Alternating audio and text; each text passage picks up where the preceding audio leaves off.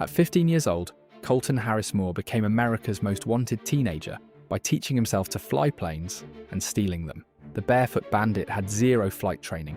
He learned by reading manuals and playing video games. Then he started stealing actual aircraft. For 2 years, he terrorized the Pacific Northwest.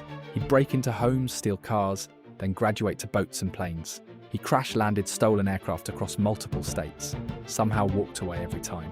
Police found his signature at crime scenes, chalk outlines of bare feet. The FBI launched a massive manhunt, but Colton stayed one step ahead.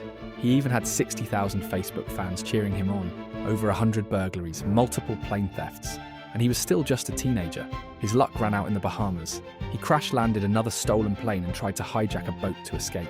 FBI agents were closing in from all sides.